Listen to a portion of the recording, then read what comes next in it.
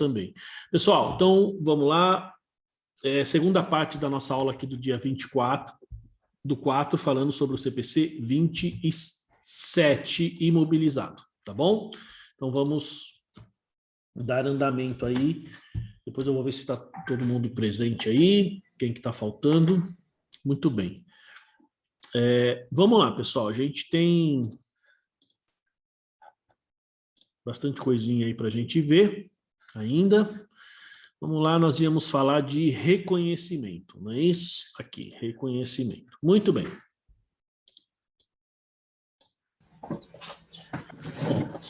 Então vamos lá, pessoal. Quando a gente fala de imobilizado, então a gente tem que pensar reconhecimento, lembrando que reconhecimento ele está atrelado ao momento no qual eu coloco esse bem no meu ativo, né? Em que momento eu vou considerar esse bem, digamos assim, esse elemento patrimonial nas minhas demonstrações. Então a gente tem aqui, o custo de um ativo deve ser reconhecido como ativo. Então, primeira coisa, ele fala se e apenas se. Isso significa que eu preciso levar isso em consideração. Primeiro, for provável que os futuros benefícios econômicos associados ao item fluirão para a entidade e o custo do item puder ser mensurado confiavelmente. Então, gente, primeiro, para que eu possa reconhecer o imobilizado, e olha, eu vou além, tá? Tá bom, Darlene, sem problema. Gente, é assim, para que a gente possa efetivamente ter aí digamos assim, o reconhecimento de um ativo, estou falando, vou além, não é só de imobilizado, de um ativo. Primeiro, o custo desse ativo precisa ser mensurado de forma confiável, tá certo? Eu preciso saber o quanto foi pago nesse ativo. Eu preciso conseguir mensurar o custo, seja ele, ainda que seja valor justo, ainda que seja uma estimativa, mas eu preciso conseguir fazer este procedimento, tá? A outra coisa, e talvez o mais importante, que pega muito aqui, principalmente para a gente que é terceirizado.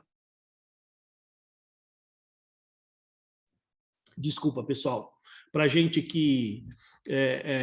quando eu digo terceirizado é assim, esse é um problema muito recorrente nos escritórios contábeis, né? Que é o seguinte, eu só posso reconhecer um ativo se os benefícios provenientes desse ativo eles forem fluir para a entidade. Então, isso é o que diz a essência e é assim que nós devemos fazer. Por exemplo, eu tenho o exemplo mais comum que eu sempre compro, que sempre tem, que sempre aparece nas aulas, nos treinamentos, é o dono da empresa comprar um carro para a filha, para o filho, para a esposa, que não trabalha na empresa, ou mesmo para ele. Ele usa o carro na casa dele, no fim de semana, e não na empresa. Pergunto, esse veículo seria um imobilizado? Posso registrar como imobilizado ou não? Sim ou não? O que vocês acham? Não. Na essência, não, né, professor? Na essência, não. Não só na essência. Não deveria, né? Vamos falar assim, pela essência eu não devo reconhecer como mobilizado. Aí você vai falar, tá bom, mas como que a gente... Nossa, essa pergunta é muito recorrente. Então, como é que eu registro isso? Veja, eu só posso reconhecer um ativo se for fluir um item para a entidade. Se não vai fluir nada para a entidade, em tese, isso seria, digamos, uma despesa ou seria aí um empréstimo, alguma coisa do tipo. Então, se eu comprei um veículo que ele não vai ser utilizado pela empresa, os benefícios não vão ser utilizados na empresa, eu não posso reconhecer esse veículo como imobilizado na empresa. Tá? Como é que eu vou reconhecer? Primeiro, pessoal, pode ser uma despesa de prolabore? Pode. Poderia ser, porque você está comprando um bem, né? Poderia ser uma retirada de lucro? Sim, poderia ser uma retirada de lucro. Você poderia estar distribuindo lucro comprando um veículo desse para o sócio. Poderia? Até poderia. Se ele tiver lucro para distribuir, enfim, se ele tiver reservas de lucro, tá? Então, isso é importante. Agora, se o cara não tem faturamento, o cara não tem lucro, e aí o cara quer comprar um carro financiado pela empresa. Desculpa, pessoal. Então, isso não pode, tá? Isso não deve ser reconhecido como imobilizado. Diga, Edu. Professor, Professor, lá na empresa, por ser empresa familiar, né, meu, apesar do porte e tudo, vira e mexe a gente compra imobilizado para mandar para casa da filha, do tipo uma impressora para não sei o quê, e vai tudo pro imobilizado. Não, mas não deveria. Não deveria. É, Tá a errado. gente sabe isso aí, mas tem umas coisas lá que acaba Então, faz quem obedece, né? Quem tem juízo, essas paradas aí, né? Oi, Edu, dentro Oi. dessa que você está falando, eu trabalhei numa empresa que ela só dava prejuízo. Uma vez chegou uma nota lá de um carro de 700 mil. E depois chegou um lustre de 50 pau e um tapete de 25. A empresa só dava prejuízo. Eu falei, fui secão. Falei, vou imobilizar. Meu chefe e minha chefe lá o chefe, o coordenador do fiscal e o coordenador do contábil me deu um grito. Não pode! Eu falei, mas aqui é o nome da empresa, ó, bonitinho. Tudo. Não, isso é para casa da fulana, isso aqui é um lustre. Nossa, mas um lustre 50 mil? Para casa lá deles. Eu não pode. Depois você fala que o contador que tá... É permuta. Não vai registrar. Era um Lexus. Bonitão. Isso traz alguns problemas, né? Eu vou comentar. Fala, Regilson, você ia falar? Não, eu quero contar uma situação também que meu chefe ficou bravo. A gente foi analisar o balancete e os caras pediram desconto, né? Empresa, né? Pra gente, a gente deu desconto. Aí, por causa da pandemia, aí olhamos lá no imobilizado, o cara comprou um carro de 300 pau, né? Falou, pô, pediu desconto pra gente, né? E tá comprando um carro desse tipo, né? Então, você vê? É sem noção, né? Então, o grande problema dessas coisas é assim, que primeiro, as pessoas não acabam não dando muito valor porque a gente faz, certo? Muitas vezes, mesmo você dentro da empresa, mesmo não sendo escritório. Fala, Regilson. É exatamente isso, né? E complicado, né? Então, aí o que acontece, como o Alex falou, você tem uma empresa que está dando prejuízo e o cara compra um veículo, compra não sei o quê, sabe, coisas de um valor alto. Cara, se esse tipo de empresa cai numa fiscalização, essa empresa, esse valor, o fiscal normalmente ele vai entender como prolabore. Ele não vai nem como distribuição. Professor, o que mais tinha lá era a fiscalização e a malinha para fiscalização. Eu já ajudei a contar o dinheiro. Então. Verdade. Então, esse é o problema. A questão, muitas vezes, Alex, é quando... que existe, infelizmente existe, não tem jeito, né? Você tem o fiscal, tem muita gente que recebe dinheiro, não adianta, digamos, ser hipócrita, porque isso existe. Agora, o fato é que pode acontecer de você pegar um cara que seja honesto, e o cara fala, não, vou te autuar, e o cara não quer o dinheiro, e o cara te autua, entendeu? E aí aquilo que você, num primeiro momento, acha que era benefício, não se torna, pode se tornar um problema para você. Né? Você pode ter que responder crime, enfim. Só que eu já vi empresários fazerem o seguinte cálculo. Eu vou deixar de pagar tanto de imposto por tanto tempo, não declara, não faz nada. Se eu for fiscalizado, a multa vai ser de tanto, eu parcelo em tanto, então compensa. Eu já vi pessoas fazendo esse tipo de cálculo, então compensa sonegar, certo? Eu falo assim, porque existe um risco, não quer dizer que vai acontecer. Então, com esse processo, digamos assim, de evolução aí de informática, de confronto aí, de informações, esse tipo de procedimento vai acabar diminuindo, tá diminuindo, é cada vez mais difícil a gente, por exemplo, as pessoas fazerem esse tipo de procedimento, né? Ontem eu estava falando com um cliente aqui, eu falei para ele, que ele já pediu para mim, eu não fiz, carta de faturamento com valor X. Mas eu recebo, eu falei, eu sei que você recebe, mas não comprova, você não paga um imposto sobre isso. Então, eu não vou fazer uma carta, colocar o meu nome para você conseguir o seu financiamento, você vai conseguir o seu bem e eu corro o risco de perder meu nome. Eu não vou fazer isso. Um negócio que você colocou no grupo, não foi, professor? Oi? Um artigo? Não foi um artigo que você colocou no grupo? Se pessoas pedirem para fazer... Então, você viu aquilo ali? Uhum. Bem, então, isso por acaso aconteceu ontem, tá? Mas assim, eu já perdi cliente por isso. O cara que se dizia meu amigo, tal, não sei o quê, o cara pediu, o cara viu o lado dele. Eu não dei a carta, mas ele não viu o meu lado, que eu estou colocando em risco o meu nome, estou colocando em risco o meu registro, tá? E, gente, a minha irmã passou, eu até falei pro cara, falei, a minha irmã passou por um procedimento desse. Ela deu, na época, um decore, né? E ela mais está falando, ó, tem que acabar mesmo. Tem muitos empresários que são mais corruptos que políticos, né?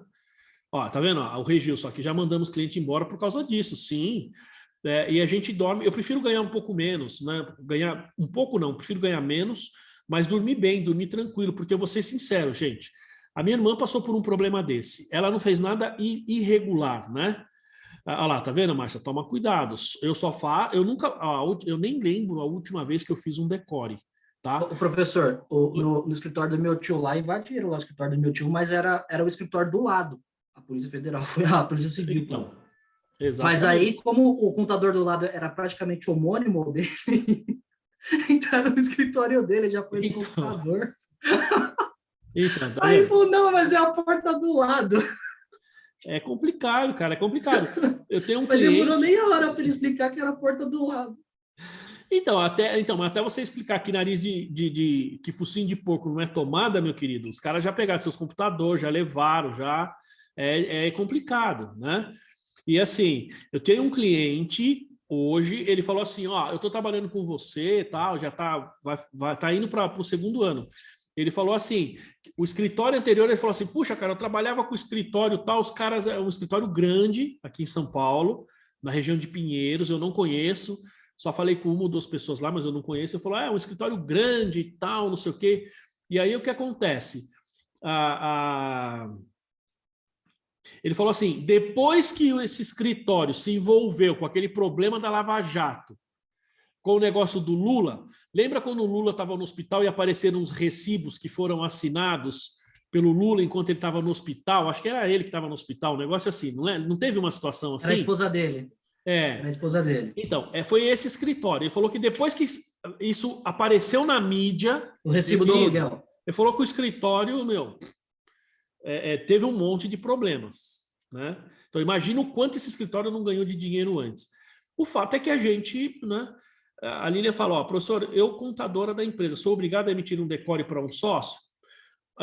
É assim, Lilian, você primeiro, não é, eu entendo que você não é obrigada, tá? Agora, se você vai emitir por ser funcionário e ele exigir isso de você, é dentro do que ele retira. Se ele retirar, tiver comprovação, ótimo, tudo bem, eu não vejo problema nenhum, tá? Mas, professor, por que ele vai precisar de um decore se ele já tem um Prolabore? Não, então, é que às vezes ele vai pedir um empréstimo, um financiamento, fazer uma operação, eles pedem um decore. Ah, tá. Entendeu? Porque o decore vai a parte da distribuição, né? O Prolabore geralmente é bem menor. Exatamente. Mas agora tá bem mais complicado de emitir um decore também, né? Porque tem que colocar o registro do livro contábil. Exato. Eu acabo nem fazendo, a gente faz um informe de rendimento simples. Então, só que é o seguinte, o decore propriamente dito, hoje você precisa pegar a documentação comprobatória, você vai entrar no site do Conselho Regional, você vai fazer o pedido, vai mandar a documentação comprobatória, eles vão aprovar e volta para você. Pelo menos até onde eu sei, hoje é feito assim. Tá? Professor, você já faz a cagada no site mesmo do CRC. Exatamente, os caras já te mano, fiscalizam ali você mesmo. já se entrega lá, né? Então, esse caso que... exatamente. É o que a Lilian comentou. Eu estava falando da minha irmã. Minha irmã teve um problema por causa disso. Ela emitiu um decore na época. Na época, acho que ainda não faz tempo já, né? Não precisava ser pelo site do CRC. E o que acontece? Depois que ela fez isso, teve lá um problema lá com o cliente foi fiscalizado, a empresa, eu não sei muito bem, e ela não tinha colocado, Lilian, exatamente isso que você está falando, o livro diário, esse tipo de coisa. E aí ela foi fiscalizada, o Conselho Regional foi lá no escritório dela, e assim, ela ficou desesperada. Por quê? Porque quando ela fez esse decore, depois o cliente sumiu, o cliente ele foi embora para outro país, né? Largou aqui um monte de coisa, foi para outro país, e aí o que ela teve que fazer? Ela só conseguiu fazer as coisas, ela não tinha feito nada de errado, realmente o cara tinha lá o coisa, mas ela fez, digamos assim, a forma saiu irregular, a forma, né? A pessoa tinha efetivamente tirado aquele recurso, só que ela não tinha feito a comprovação lá como deveria. Enfim, foi isso que aconteceu. A sorte dela, cara, que um dos conselheiros do Conselho Regional de Contabilidade estudou com ela na faculdade, é amigo dela. E o conselheiro, ela ligou para ele, nem sabia que ele era conselheiro, ligou para ele, e ele orientou, ele falou, olha, esse tipo de processo é comum, ele falou, se você precisa fazer isso, isso, isso, isso. E ela fez direitinho, foi lá, teve que refazer lá a GFIP, teve que recolher a guia, teve que gerar o livro, como a Lilian falou. Ela fez o que tinha que fazer direitinho, porque a sorte é que o processo era efetivo, o cara tinha tirado e tal. Ela só não tinha feito a forma, senão ela teria perdido o CRC.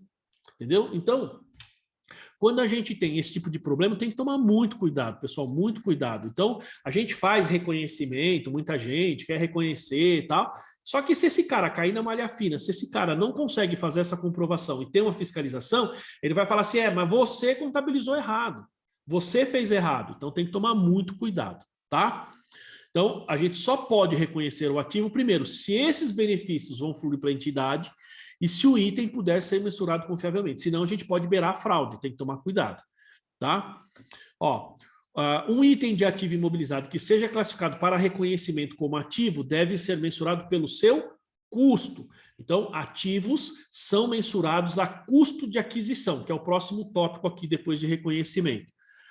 Outra coisa, isso aqui é o que o Edu estava comentando, aí a Patrícia, né? Naquela questão da central, peças sobressalentes, peças de reposição, ferramentas e equipamentos de uso interno são classificados como imobilizado quando a entidade espera usá-los por uma... Não é exatamente esse ponto, vai ser no próximo. Então, peças sobressalentes. Viu, Daiane? Esse ponto aqui, ele está muito parecido com o que você me perguntou essa semana, tá? Olha só. Peças sobressalentes. Peças de reposição, ferramentas e equipamentos de uso interno são classificados como imobilizado quando a entidade espera usá-los por mais de um período. Tá? Então, e itens que só podem ser utilizados em conexão com ativos também são contabilizados como ativo imobilizado. Então, se você tem um item que você comprou, é uma peça para reposição, tá? Vamos lá. Você tem uma máquina, você tem equipamentos. O Alex, acho que comentou que tinha isso também, se não me engano. Você tem peças de reposição, peças que vão para a manutenção da máquina. Você já compra várias. A questão é assim, devo registrar isso como estoque ou não? Lembra que a gente discutiu a questão do estoque? Bom, se ele vai ser uma peça de reposição para o imobilizado, primeira situação, deve ser reconhecido como imobilizado. Segunda situação, quanto tempo de vida útil você tem naquele item que você está usando como bem de reposição? Bom, primeiro, é um bem que ele se consome com menos de um ano de uso. Então, é despesa de manutenção, não é imobilizado nada disso. Tá? Então, se você compra um monte de bens, peças para reposição, mas que são peças que vão se consumir no processo, assim, na máquina, e não vai durar um ano, isso é despesa. Tá? Então, aquelas peças para reposição... Oi? Lá na empresa que eu cuido, eles não querem, não é bens que vão durar mais de um exercício. Não é peças de mais de um exercício, é qualquer tipo de peça. Eles querem controlar no ativo, eles querem... Vai utilizar só que daqui 3 meses, 2 meses. Eles querem controlar no ativo, quando for utilizar, fazer a baixa. Aquele caso que a gente estava conversando. Isso. Não, Daiane, mas veja bem, por exemplo, tudo bem, ele vai usar daqui 3 meses, perfeito, mas quando ele instalar isso na máquina lá, quanto tempo esse item dura na máquina? É pecinha de reposição, professor. Então. Aí eu não tenho certeza, mas no meu entendimento seria despesa direta, seria resultado. Perfeito. Só que eles não querem, entendeu? Reposição de máquina, sei lá, pode durar ou não mais de um exercício. Eles querem controlar no ativo, quando utilizar essa peça, aí sim faz a baixa. Não, isso seria despesa. Se você... eu orientei, mas... Despesa. Oi? Eu orientei, mas... Então, o grande problema, até o Regilson tinha feito comentário, é o seguinte, a gente orienta. A questão é assim, quando a decisão é sua, é você que assina o balanço, então não é uma questão de orientação, deveria ser uma questão de imposição, certo? Fala assim, eu não vou assinar esse balanço não, só assino se for desse jeito e tal. É lógico que a gente tem que ter bom senso, mas assim, também se você... Como a Daiane, eu estou levando isso para minha gerência, para o meu diretor, para o responsável. É ele que assina o balanço. Ele quer que faça assim? Então, eu nem me preocupo, tudo bem, porque é ele que... A responsabilidade é dele, a responsabilidade não é nossa, a responsabilidade é de quem assina o balanço. É assim que eu trabalho, professor. Senão eu fico doida. Ô, professor, É isso lá mesmo. lá na empresa, agora, tipo, o contador antigão lá aposentou e a minha supervisora lá, chefe direta lá, ela que vai assinar. Meu, ela tá pegando diferença do estoque de 5,95, mandou o custo levantar, mano. Estoque de 400 milhões. Aí o cara falou, meu, eu vou perder um tempo para levantar 5,95. Ela falou, agora quem tá assinando sou eu. Então, tá vendo? É isso que Mas faz e a a... relevância Os disso? cara. Do estoque de 400 milhões? Relevância zero, mas ela mandou levantar. Não, então, você Que está falando bom de senso. R$ 195? 5,95. Assim, não, aí não, aí, 5 reais. não, aí ela não conhece a questão, como o Alex falou, a O- questão da materialidade e da relevância. O molho E sai mais ela caro que o peixe aí, mano. tá deixando passar coisas que o Edu falou que manda para despesa e fica atrás de É. 5,95. Exatamente. Então, A bicha tá o capeta lá, mano. então, A Zara, ela já tá tudo louca lá com ela. Ô, Edu, posso dar uma dica para você? É, Recomendo o curso aqui para ela. eu vou falar com ela. A outra menina lá quer fazer também. Gostou, né, professor? O marketing é errado. aí sim, Alex, tamo junto, hein? Mano, a Boa, bicha tá boa foda. aí. Vou recomendar pro meu Professora. chefe também. Então, Mas a Regis, gente- fala lá. Sabe que... Fala, Lilian, desculpa. Mas a gente sabe que é bem difícil, porque assim, eu assino o balanço lá. Tem muita coisa que eu não concordo, mas assim, tem que passar. E aí, o que eu faço? Meu CFO, então você se responsabiliza e aí tudo eu documento. Porque amanhã ou depois ninguém sabe, né? E aí é o que você falou, a gente orienta, mas é muito complicado. É até um assunto que a gente levou na FECAP uma vez, que muitas vezes o contador ele é levado, ele é induzido a fazer o que ele tá contrariado para não perder o emprego. Posso Isso. fazer uma pergunta para vocês aí, que você é do escritório? Que eu não tenho muita essa vivência aí, não. Mas, não é uma pergunta, mas é mais uma percepção.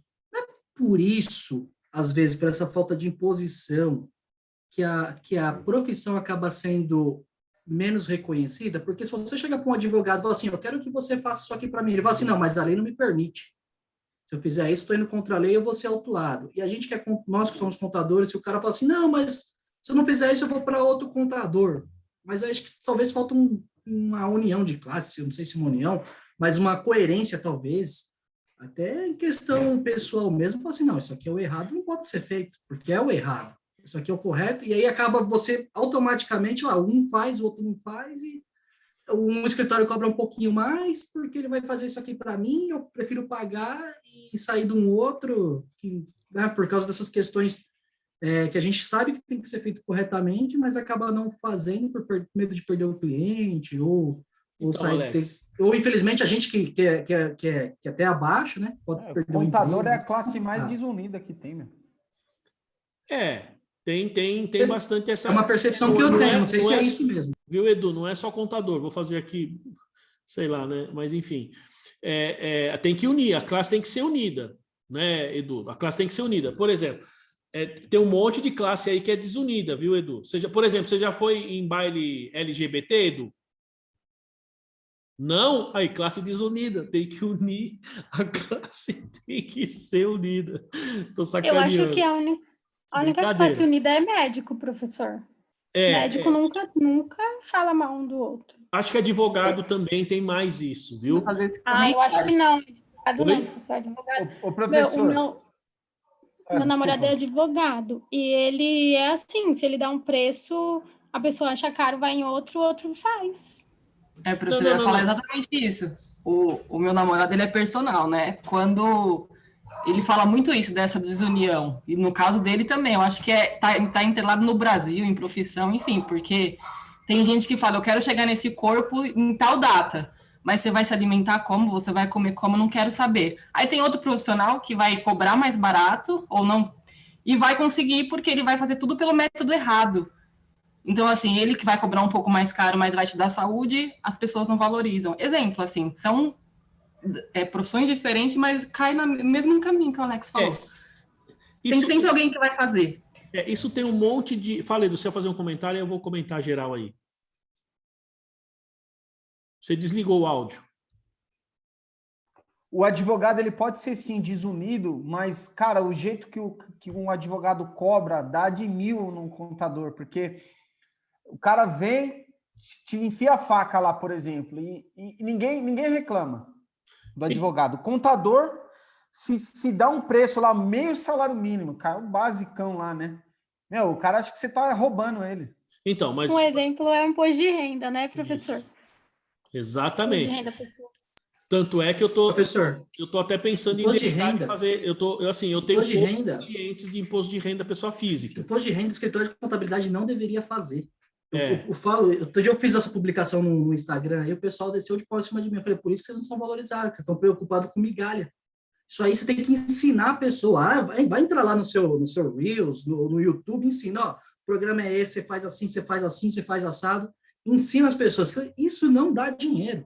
Quantas pessoas ficarem preocupando? Isso aqui... Não, olha para o que dá dinheiro.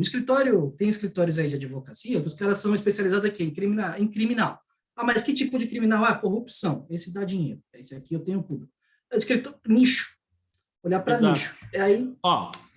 É que assim, a gente tem, disso tudo que vocês estão falando, a gente tem vários aspectos. Primeiro, vamos lá, quando você tem que tomar cuidado quando você assina o balanço, como a Lilian está falando, né?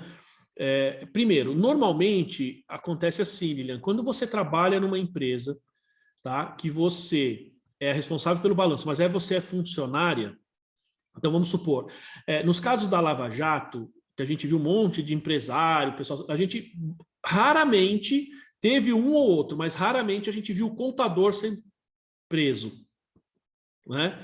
Por quê? Porque o contador ele é funcionário, ele é a parte mais fraca na relação. Então, pensando do aspecto de corrupção, ele basicamente ele não é ele não é ele que está fazendo a goleiro lá do Youssef. Oi?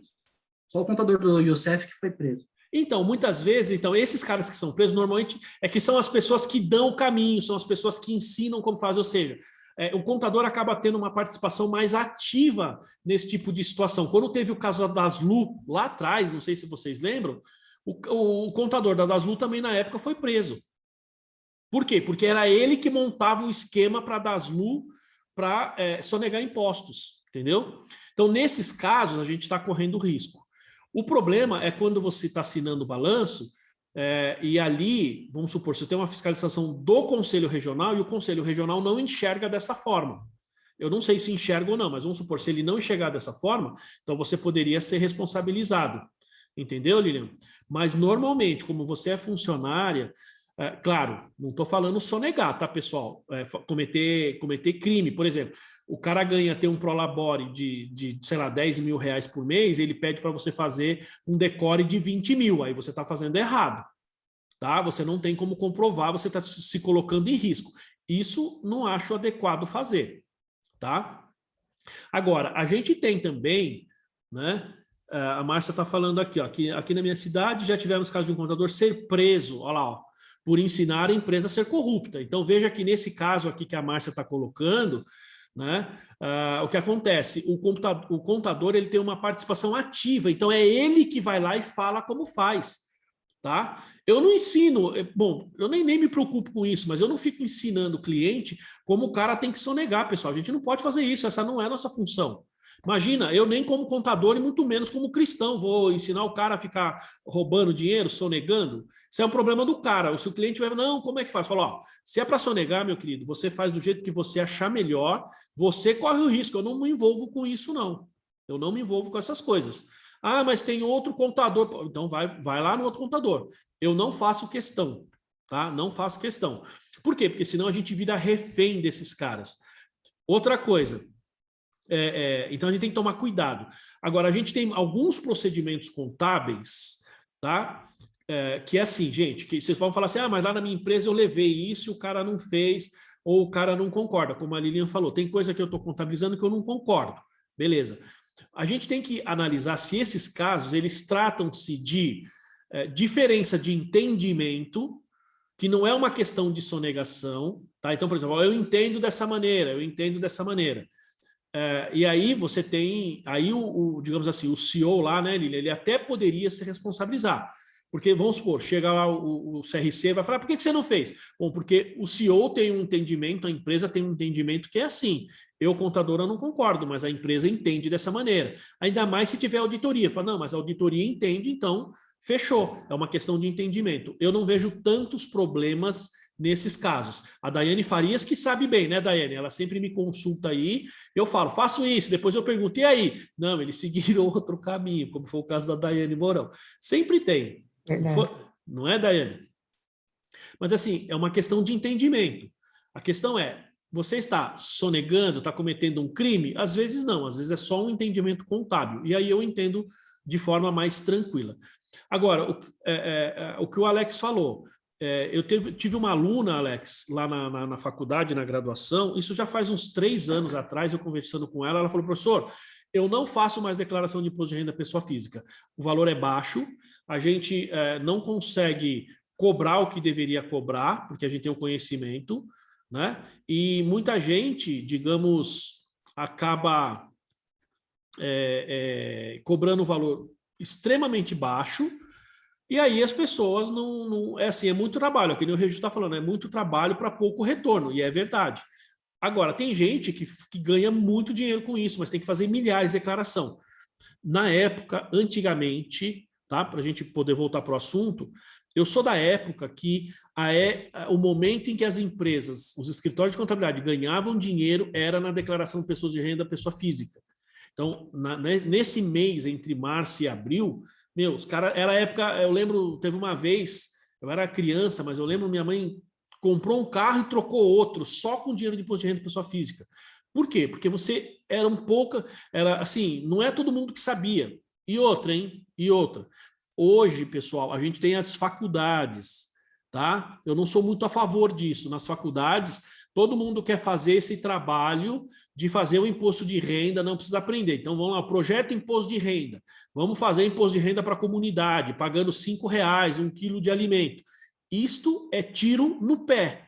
Por quê? Porque depois você vai ser contador e você não tem mais esse cliente. Esse cliente agora é da faculdade, que faz de graça. Os alunos fazem de graça. Eles aprendem, mas você aprende para quê? Para você usar no escritório? Não, você não vai usar mais. E por último, o último comentário, eu assino embaixo o que o Alex falou. As pessoas não dão valor muito para contador. Claro que essa desunião existe de forma geral. Isso faz parte muito, digamos assim, da nossa cultura, né, da cultura aí do brasileiro, tal, porque como a gente tem empresas muito pequenas, então R$100 vai fazer diferença para o contador, tá? Para o contador, para o personal ou para qualquer outra área que a gente tenha. Então a gente sempre aqui quer o mais barato, mais barato. Lá fora não é exatamente assim. E nesse aspecto, as pessoas dão menos valor para contador, porque os caras acabam, digamos assim, se vendendo por qualquer coisa. Então, o valor, gente, não está atrelado ao quanto você cobra do cliente. Porque você pode ser uma pessoa que cobra bastante caro do cliente, né, do trabalho que você faz, e faz coisa errada. E o cliente sabe disso, o cliente percebe isso. Então, as indicações, as orientações que você dá, se você faz isso de forma errada, e aí eu não preciso ser contador, o responsável, eu posso ser o funcionário. À medida em que você dá caminhos errados, que você indica opções que não são corretas, todo esse tipo de procedimento, ali o seu valor já era. Valor é diferente de quanto você cobra, hein? Tá? Então, eu acho que as pessoas dão valor para o meu trabalho. Por quê? Como você sabe isso? Quando a pessoa vai fazer qualquer coisa, a pessoa liga antes para você e pergunta, pede sua opinião. Se você tem um cliente que faz tudo sozinho, depois manda para você, é porque a pessoa está se lixando para o que você está fazendo.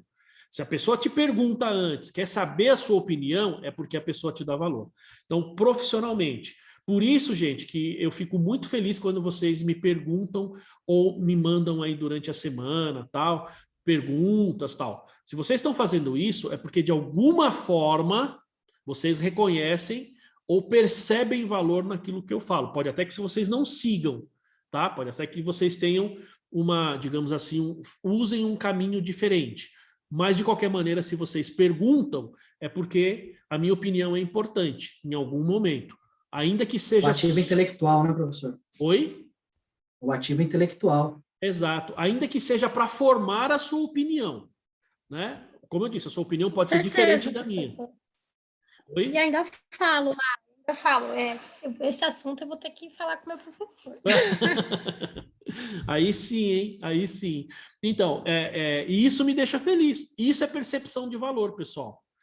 Vejam, eu não cobro caro de vocês no curso. O curso não é caro. Isso é uma coisa que eu escrevi no projeto, porque o foco não é ter um curso caro, é ter um curso, digamos assim, de qualidade.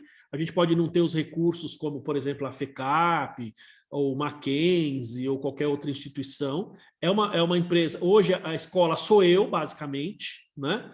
Eu que basicamente cuido de tudo, mas assim, como o Edu falou no início, a gente vai crescer, né? Com a graça de Deus, mas a gente vai crescer de forma honesta, sincera, né? E com valor, percepção de valor. Então, a gente não precisa ter, digamos assim, fazendo uma analogia com faculdades ou cursos, um curso extremamente caro para ter a mesma coisa que você teria num curso barato de qualidade. Então, é isso que faz a diferença. Gente, isso é percepção de valor, tá? Isso é valor. É aquilo que quando a gente falou de valor justo, essa é a percepção, tá? Bom, vamos adiante, pessoal. A Darlene falou, como você vai crescer muito, está no caminho certo. Obrigado, Darlene, fico muito feliz aí com o comentário. Bom, gente, olha só que interessante, ó. Uma condição para continuar a operar um item do ativo imobilizado, por exemplo, uma aeronave, pode ser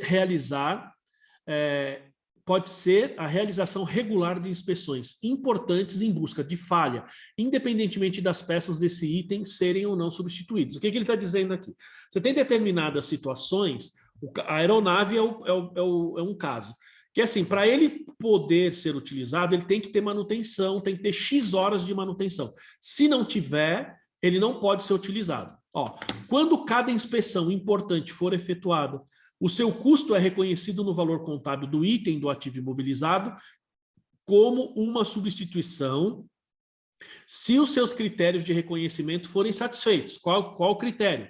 For provável que aquela manutenção ela gera benefício para a entidade e o seu custo puder ser mensurado confiavelmente. Tá? Então, gente, aqui a gente tem o seguinte, a gente tem assim, então, por exemplo, comprei um avião. Qual o custo de aquisição desse avião? Vamos supor que ele custou, sei lá, R$1 milhão. Só que eu tenho manutenção. Uma aeronave não pode voar se não tiver manutenção, se não tiver essa manutenção periódica. É obrigatório. Pergunto, esta manutenção é despesa ou faz parte do ativo? O que vocês acham? Pelo que a gente acabou de ler.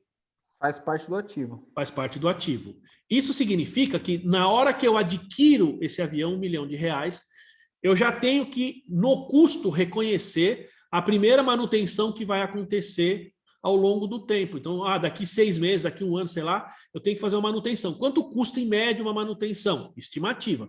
Vamos supor que custe R$100 mil. Tá? Então, qual o custo do meu avião, da minha aeronave? R$1.100.000. Debito imobilizado R$1.100.000, R$100 mil eu vou colocar em passivo provisão de manutenção, porque é uma provisão, e o restante, caixa, banco, financiamento, como eu adquiri.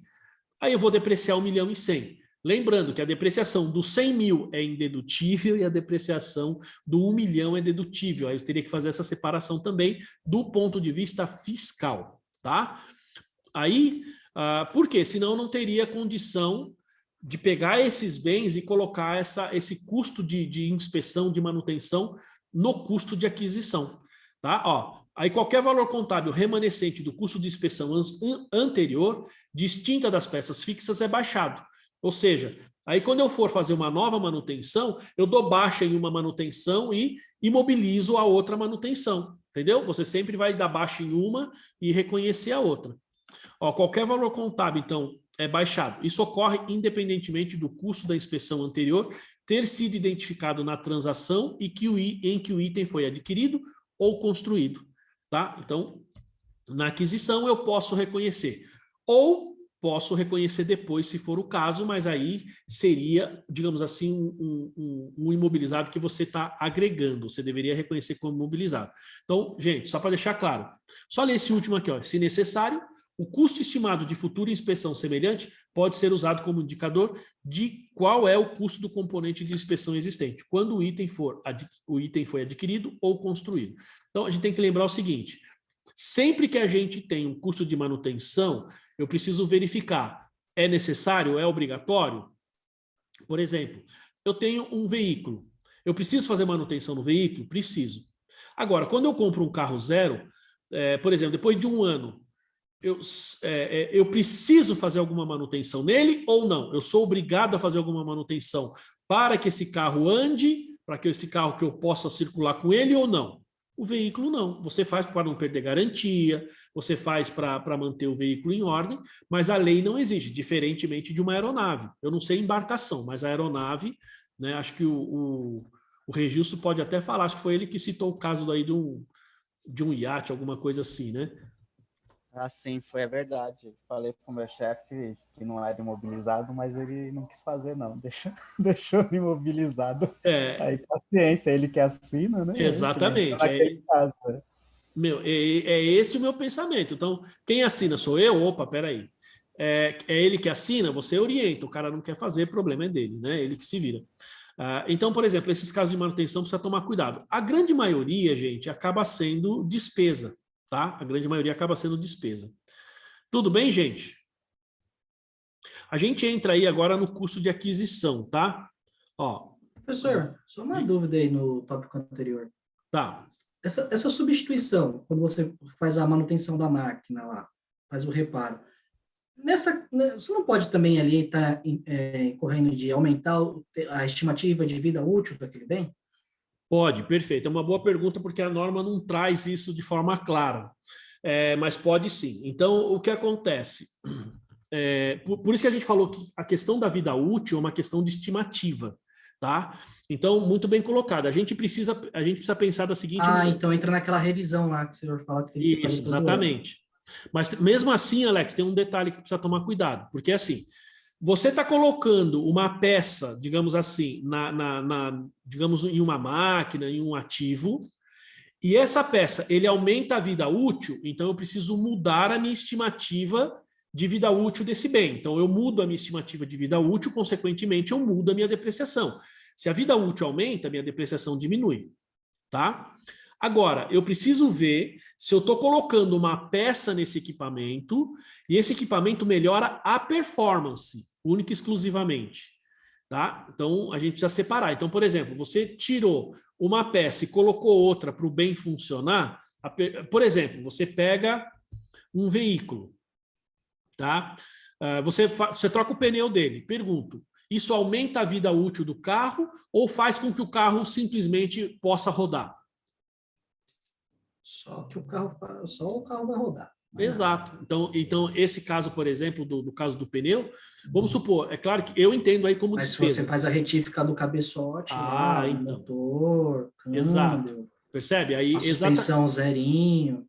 Isso. Então, esse tipo de... a suspensão... Então... Você evita que outros itens danifiquem, né? Porque ela vai estar... Então, você aumenta a sua vida útil. Então, são esses detalhes que a gente precisa pensar. Porque, assim, o que eu estou colocando no veículo trata-se de manutenção, que simplesmente, como o caso do pneu, eu vou lançar como despesa, ou no caso de uma suspensão, uma retífica lá do cabeçote, que ele vai fazer o carro durar mais 10, 15 anos. Entende? Então, a gente precisa ter essa percepção quando a gente faz essa troca desses equipamentos.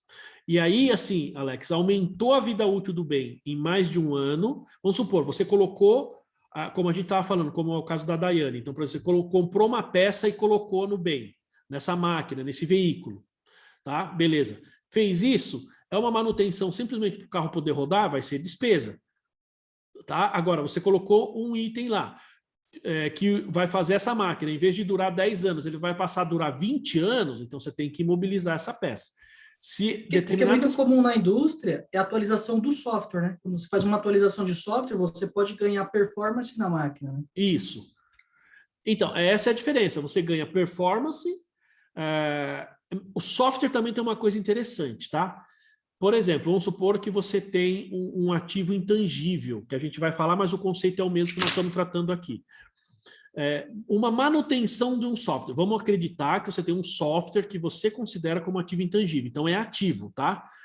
Gente, uma manutenção do software, ele aumenta, digamos, esse valor desse ativo intangível ou não? O conceito é muito parecido com o que nós estamos falando aqui. Depende da manutenção, Edu. Pode falar, pode falar. Eu ia falar, eu acho que não, você já meteu um depende aí, eu já... Não, é que assim, vamos supor, ó, por exemplo, você tem o Windows 7 e o Windows 8, tá certo? Você tem o Windows 7 e o Windows 8. Teve muita diferença entre esses dois sistemas? Teve bastante. É uma versão totalmente diferente. Não lembro. A função basicamente é a mesma, mas assim, o desenho do sistema é todo diferente.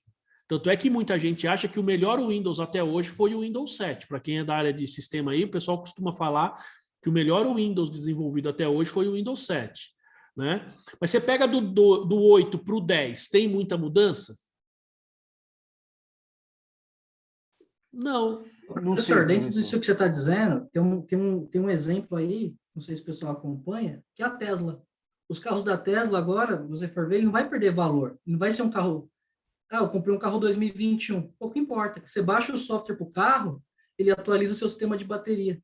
Ele atualiza suas luzes de painel, ele vai atualizando o carro, conforme você vai atualizando o software do próprio carro. Então, você vai ter sempre um carro do ano. Exato, então. Isso é interessante. Então, Exato. praticamente não vai decorrer de perda de valor, quase. Né? Exato, mas eu pergunto, Alex, o seu carro a cada ano vai ser diferente ou é o mesmo carro com um sistema novo? Percebe? O mesmo carro com um sistema novo. Perfeito. Então, nesses casos, esse tipo de manutenção, esse tipo de gasto seria despesa, porque você não está basicamente criando um sistema novo, você está atualizando. Então, quando você tem um gasto numa máquina, por exemplo, que é só para manutenção do dia a dia, seria despesa. Quando você tem um upgrade efetivo que aumenta a vida útil, aí você teria um outro sistema, um outro ativo. É o caso, por exemplo, de atualização do sistema. Você tem lá, atualização do sistema 2.1, aí tem uma nova atualização, 2.2. Não muda nada. Eu vou dar um exemplo para vocês. Em casa eu tenho aquele HTV Box. Eu tenho a TV a cabo, mas tem aquele HTV, sabe? Sim. Eu comprei o 5. Faz tempo já que eu tenho, faz uns 2 anos. E esse que eu comprei, ele atualiza automaticamente o software. Aliás, atualizou essa semana, ele tem uma atualização lá. Bom, mas ainda continua sendo o mesmo. Só que agora tem esse HTV Box 7. Entendeu? É bem diferente. Tanto é que é muito mais caro. Tá? Então, veja, aí eu tenho um outro ativo. Essas atualizações, simplesmente que ele faz no sistema, se eu tivesse que pagar, né? Porque eu não preciso pagar, mas se eu tivesse que pagar, seria despesa. Não sei se ficou claro, pessoal, essa questão da despesa com manutenção. Então, nesse caso aí da despesa com manutenção, ou um ganho de vida útil, é se mudar a performance do bem. Se ele realmente ficar... se não mudar nada, só substituição por substituição, vida que segue. Mas a partir do momento que você faz uma reforma e ele melhora, ele vai ter mais tempo de vida útil, ele tem um ganho de produtividade, a gente tem que rever a política de... Então, Alex, a política não, tem que rever a estimativa. Eu diria não melhora de performance e nem ganho em produtividade. Eu diria aumento de vida útil. Entendeu? Tá. Aumento de vida útil. Tá? Por quê? Porque assim, você pode ter... você pode ter um carro, por exemplo, você acho que gosta de carro, aí você vai lá e coloca um motor mais potente no carro, certo? Quando você colocou esse motor mais potente, o carro melhora o desempenho. Mas isso muda a vida útil dele? Não necessariamente. Tem casos que até diminui a vida útil. Porque tem cara que coloca motor em carro que o carro não tem a estrutura para aguentar aquela potência. Você entende? Então, a questão você pode até melhorar a performance, mas aumenta a vida útil? Não necessariamente. Então, quando aumenta a vida útil, você imobiliza. Se só aumentar a performance... Claro, também, então vamos lá, né, pessoal? Vamos pensar no caso do carro, por exemplo.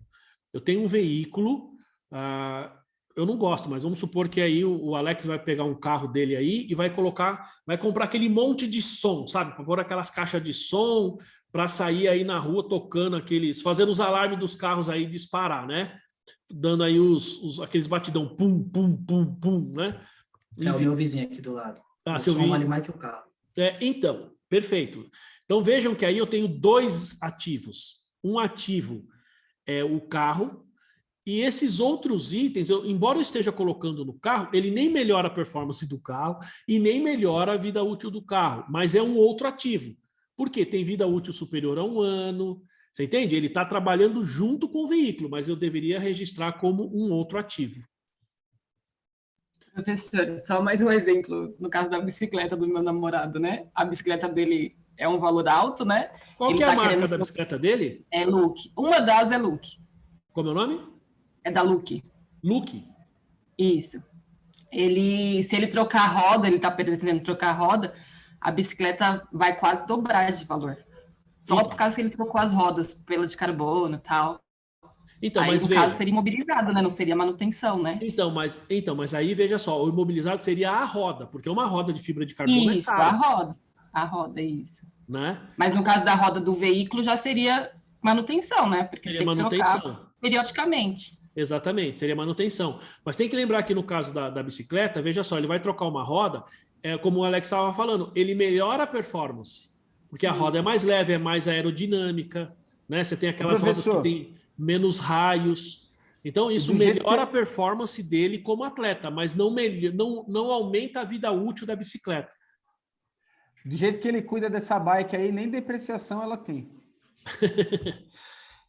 É que assim, quando a gente gosta, né, de bicicleta, assim, não tem jeito. Eu fui ciclista há muito tempo, então a gente cuida, e é caro, cara. Equipamento de alta performance é caro, é bem caro mesmo, bem caro, né?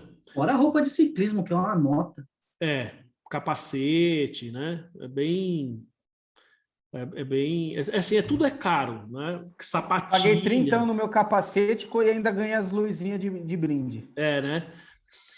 Capacete é uma coisa que tem que comprar um bom, eu aconselho, porque se você toma um tombo, né, dá uma cabeçada aí no meio-fio, cara, se o capacete não for bom, se o capacete não quebrar, meu amigo, é porque o capacete não é bom. Você sabe que o capacete tem que quebrar, né? Rachar, o capacete tem que quebrar e rachar. Sabiam disso, não? Antes ele do que eu. Exatamente. Quando você tem um capacete, seja de carro, até de carro, né? De moto ou de bicicleta, o capacete é feito para quebrar, porque quando você dá uma cabeçada, ele absorve o impacto e ele quebra. Se ele não quebrar, é porque o impacto passou para sua cabeça, e aí, meu amigo, provavelmente você vai ter um problema sério. Né? Você absorveu o impacto. É aquela questão da tecnologia, dos carros antigos e dos carros novos. A gente fala assim, o carro antigo, a lata era melhor, lógico, só que se desse uma pancada por mais, digamos assim, fraca que fosse, você poderia morrer. Hoje você vê os caras são totalmente destruídos e o cara sai andando lá meio atordoado dentro do carro. Né? Por quê? Porque o carro absorve o impacto. Isso é tecnologia. Tá? Voltando, pessoal. E aí a gente tem o custo de aquisição, tá? Aliás, pessoal, um comentário, hein? Comentário. Essa aula de imobilizado está rendendo, hein? Está rendendo aí, hein? Acho que no programa eu vou colocar 8 horas aí de imobilizado. 8 ou 12. Está rendendo, e no meu caso, professor, eu estou aprendendo muito, mas muito mesmo, assim. Do imobilizado? Vou mudar muita coisa e estou aprendendo muito, assim, coisa que estou ficando quieta, mas em coisa que eu pensei que era de um jeito, está sendo de outro, e o aprendizado também está sendo como as discussões. Então, legal. Lembra que eu falei na semana passada, falei assim, imobilizado parece um negócio fácil. Sim. É uma coisa simples, mas começa a surgir um monte de detalhamento, um monte. Né? Mas legal, fico feliz. Vamos avançando aí, ó. Então, aí vamos falar do custo de aquisição, pessoal. Então, como é que a gente reconhece esse custo? Primeiro, que compõe, né? O que é o custo de aquisição? Primeiro, preço de aquisição, que é o valor que você pagou lá para o fornecedor, acrescido de imposto de importação, evidentemente, se for importado, impostos não recuperáveis, tá? O que são os impostos não recuperáveis? são aqueles impostos, por exemplo, que você não toma crédito. Então, eu sou uma prestadora de serviço, eu estou adquirindo uma máquina, ali dentro vai ter ICMS e IPI. Para mim é custo, porque eu não recupero. Tá? Ó, sobre a compra, depois de deduzidos os descontos comerciais e os abatimentos. Tá? Eu vou falar, vamos lá, então é o valor que eu pago, acrescido de imposto, que eu não recupero, depois de deduzido abatimento e desconto. A gente falou sobre isso na aula passada, né? Vamos lá, o que é o abatimento? É quando você entrega o produto para o cliente, ele teve problema na entrega. Então, aquele valor que você vai abater, eu preciso abater do meu custo de aquisição.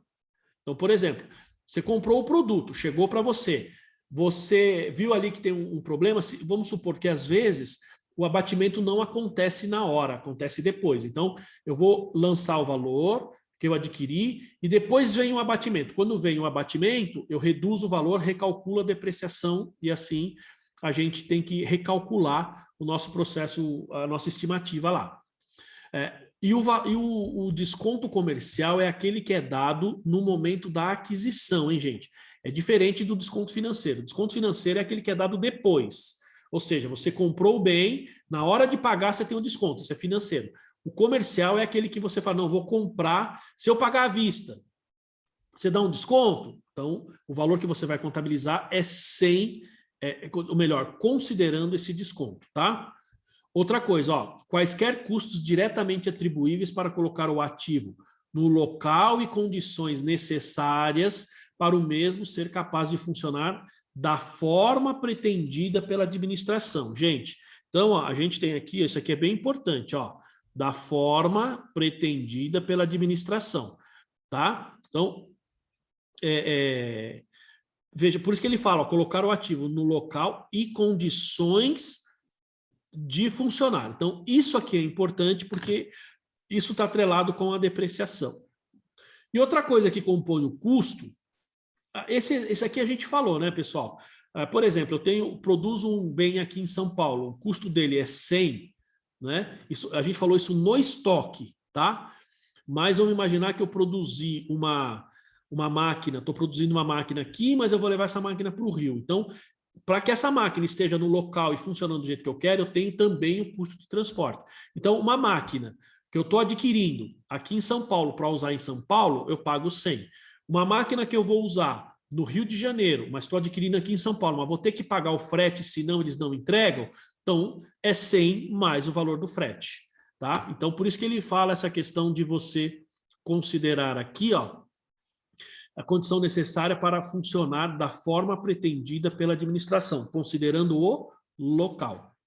E esse aqui é o item que a gente falou, ó, estimativa inicial dos custos de desmontagem e remoção do item e de restauração no local no qual esse bem está localizado. Então, quando a gente está falando de um ativo imobilizado, que você vai ter que, ao final da vida útil dele, o Alex falou que, acho que ele tem esse caso lá, ele comentou na aula passada, que eu vou ter que desmontar, a gente falou do tatuzão, né? A gente falou daquela questão de fazer o metrô, então eu vou desmontar esses itens, vou ter que transportar ele para outro local. Então, essa estimativa já tem que compor o meu custo de aquisição, tá? Então, isso já tem que ser considerado no valor de compra, tá? Bom, ó, aí tem exemplos que são custos que são diretamente atribuíveis lá. Então, custo de benefício a empregados, aquele custo de benefício a empregados, pessoal, é salário, férias, 13º, tudo que você gasta, e aqui no caso para construção, né? Se você está pagando funcionário para produzir aquele imobilizado. Custo de preparação do local, então, comprei aí um ar-condicionado, tá bom, então você comprou, só que eu preciso fazer uma preparação ali na parede para encaixar ele, vou ter que fazer os furos para poder passar vou ter que fazer uma base para ficar o condensador do lado de fora do imóvel, tá? Então, esse custo para preparar esse local também compõe o custo de aquisição, tá? Professor, lá na empresa fizeram uma máquina lá de 3 andares e para ela poder funcionar tiveram que fazer uma subestação do lado dela. Perfeito, isso faz parte do custo de aquisição. O custo da máquina, né? Exatamente. Tá? Então, qual é o custo da máquina? É a máquina mais a subestação. Isso faz parte do custo da máquina. Ó, a Daiane está perguntando, ó, no caso de imposto que recupero, como PIS, COFINS ou SIAP, né, que é o caso daquele parcelamento, o reconhecimento do ICMS, né, em 48 parcelas, diminui do meu imobilizado? Diminui. Porque se você tomar crédito, então vamos supor, eu comprei uma máquina por 100. Vamos supor que eu tenho PIS 10, tenho PIS 5 e tenho 10 de COFINS e tenho, sei lá, mais 10 de ICMS, por exemplo. Então, nós estamos falando de 25.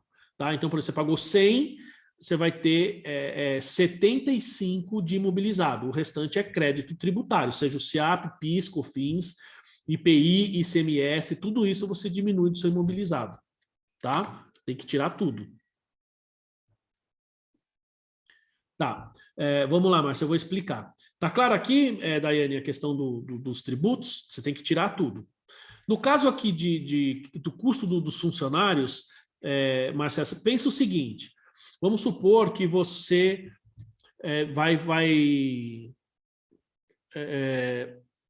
como eu posso dizer? Você vamos imaginar assim, um exemplo simples, tá? Por isso que ele fala diretamente da construção ou aquisição do item de imobilizado. Vamos pensar que você é uma construtora, tá? Você é uma construtora e você tem seus funcionários que estão fazendo as obras lá. Bom, então nessa construtora, veja que a mão de obra desses funcionários, ela é custo do estoque, né? Porque se você compra para vender, ou vai ser custo de prestação de serviço, de qualquer maneira, vai acabar, no final das contas, indo para o custo. Mas vamos supor que você fala assim, não, eu quero pegar esses 10 funcionários aqui, vou separar esses 10 funcionários, e esses caras vão trabalhar para construir aqui uma sala específica para o escritório. Então, você lá, Márcia, fala assim, eu vou contratar aqui o pedreiro e mão de obra para construir o meu escritório, certo? Aí na sua cidade. É Pouso Alegre? Não, é Pouso Alegre, né? Não é Pouso Alegre. É Pouso Alegre? Esqueci o nome da sua cidade. Aí no sul de Minas, né? Extrema, isso. Então você vai falar assim, não, aqui Extrema eu comprei um terreno. Então você tem imobilizado do terreno, né? Que você vai imobilizar. Aí você vai construir. Na construção você vai ter o gasto com tijolo, com cimento, tudo isso. Tudo isso vai compor o custo de construção da sala. E tem o custo dos empregados. Nesse caso, eu estou falando que eles são contratados, mas eles podem ser funcionários da sua empresa. Você vai ter pedreiro, aí você vai ter o salário do cara, você vai ter os encargos, férias, 13º, tudo que você tiver do funcionário, enquanto ele estiver construindo aquele ativo imobilizado, vai compor o custo do imobilizado. Tá? Então, ele compõe efetivamente o custo de construção. Tá? E tem mais, pessoal, ó. A gente já falou aqui, ó, custo de preparação do local, custo de frete de manuseio, gente, tá? A gente falou aqui, ó, custo de frete de manuseio. A gente tem que tomar um pouco de cuidado, tá? Porque o frete, seguro e outras coisas, o mesmo manuseio, eu estou fazendo porque eu quero me assegurar que eu não vou perder esse bem, ou eu tenho que fazer isso porque eu preciso, senão o meu bem eu não vou ter esse bem, esse ativo imobilizado. Então, se você precisa, se faz parte, se é digamos assim, sem esse custo necessário, você não tem esse ativo, então ele é custo de aquisição. Esse é o entendimento meu, tá, pessoal? Eu entendo assim. Se você tem frete porque você quer, seria despesa. Você até poderia colocar no custo de aquisição, do tipo, eu coloquei, então, vamos supor, eu não preciso desse frete, mas eu vou pagar esse frete para ser mais rápido. Eu entendo que isso não é custo de aquisição. Aí nós estamos falando de despesa com frete. Mas a mercadoria chegou no Porto de Santos e eu preciso contratar uma transportadora para trazer a mercadoria aqui para São Paulo. Perfeito. Eu sou obrigado, porque eu não tenho caminhão, não tenho como trazer. Então, custo de aquisição. O mesmo vale para seguro e para outros custos, tá, gente? Vocês precisam tomar um pouco de cuidado aí para não fazer um registro inadequado, tá? Ó, custo de instalação e montagem. No caso do ar-condicionado, a gente vê isso facilmente. Você pega o ar, então você chama um pedreiro para ele preparar o local para você. Custo. Você tem o ar-condicionado e todas as peças. Custo. Aí depois você tem que chamar um técnico para o cara montar para você. Custo, porque se ele não montar, você não consegue usar, tá? Mas, ó, custos com testes para verificar se o ativo está funcionando corretamente. após dedução das receitas líquidas provenientes da venda de qualquer item produzido, enquanto se coloca o ativo nesse local e condição, tais como amostras produzidas quando se testa o equipamento. A gente tem aqui, gente, funciona assim, então você tem custo com teste, tá? Então, você só consegue produzir aquele produto, usar aquela máquina, mas você tem que testar antes. Então, se você testou, ele gera algum item, e isso gerar uma receita, então o custo de aquisição vai ser o valor do teste que você pagou, menos a receita que você conseguir, se conseguir obter alguma receita com esses produtos que saíram do teste. Por exemplo, você tem balanças de precisão, tá? Você compra uma balança de precisão, só pode usar essa balança de precisão se ela for aferida. Ou seja, muitas vezes você tem que chamar um técnico para você usar aquela balança de precisão. Então, nesses casos, o que acontece vai fazer parte do custo de aquisição. A gente poderia pensar, me veio um exemplo aqui agora na cabeça, quando você compra um piano. Tá? Vamos supor que você compra um piano de cauda, um piano de armário, né? Que a gente chama aquele que fica encostado na parede. Gente, piano, para quem toca aí, eu sei que tem vários músicos aí, quando você transporta o piano, cara, a não ser que seja eletrônico, mas o piano efetivamente, né, é um instrumento de cordas, eu não sei se vocês sabiam, o piano é um instrumento de cordas. Então, quando você transporta, ele desafina. Tá? Então, ao transportar, você precisa afinar. Então, vamos supor, eu sou um professor de piano, então estou comprando um piano para dar aula. Então, eu paguei, sei lá, 30 mil reais num piano. Comprei o piano, vou ter que pagar o frete para levar para um apartamento, tá? Moro num apartamento. Vou ter que pagar para o cara subir com aquele negócio, certo? Porque o piano não cabe no elevador, tem que subir. Muitas vezes tem que contratar guindaste para subir por fora. E ainda você tem que contratar o cara para afinar. Então veja que tudo isso é necessário. Se eu não fizer tudo isso, eu não posso dar aula. Percebe? Então tudo isso faz parte dos custos de aquisição. Tá certo, pessoal? Honorários profissionais também pode fazer parte. Esse caso de um afinador, por exemplo, é um honorário profissional. Tá? Tem determinadas coisas que você só compra se você tiver o aval de um profissional, às vezes de um advogado, às vezes de um contador que seja, de um perito. Então, quando tiver essa situação, veja, gente, não é aquela situação que você faz isso porque você quer se garantir, você faz isso porque você precisa, tá? Você faz isso porque você precisa desse gasto. Até aí, tudo bem, gente? Dúvidas? Professor, então a refeição, combustível, tudo desse profissional também seria custo? Também seria ativo? Vamos lá, qual profissional você está falando, por exemplo, daquele pedreiro que está lá? Não, vamos supor, eu tenho uma instalação de um novo software, estou desenvolvendo para minha empresa. Aí tem um profissional que trabalha lá dentro e está desenvolvendo para mim. Aí eu pago a quilometragem, pago refeição, pago tudo isso para ele todos os dias. Esse custo também entraria como, além do honorário dele, mais o custo à parte. Então vamos lá, ele está desenvolvendo um software para você. Isso. Vamos lá, como é que você está registrando, a primeira pergunta, o software? Ativo. Intangível. Oi? O software, intangível. Oi? Isso. O software é intangível. Intangível? Isso. Esse cidadão que está indo lá, ele é seu funcionário ou não? Não, ele é terceirizado. Terceirizado. Ele está indo lá só para fazer isso? Isso, só para fazer isso. Tá, então tá bom. Então, eu estou falando porque se fosse um funcionário, seria despesa. Tudo despesa, inclusive o software. Não. Seria um contratado, no caso, né? Só para desenvolver isso na minha empresa. Isso. É uma questão contratual. Vamos supor, se para desenvolver o software você precisa desse funcionário, desse terceirizado, desse profissional, e você assume todos os gastos desse profissional, tudo eu entendo como custo do imobilizado, desse ativo. Professor, uma dúvida, que ela falou isso aí, eu estava aqui pensando, mas se ele está desenvolvendo, ele não é intangível ainda, porque ele está na pesquisa e desenvolvemento. Não, no caso, desenvolvendo, eu falei, mas não é nesse caso não, tá, Alex? Eu falei desenvolvendo, mas ele está falando, tá bom. ele está, né, nesse processo.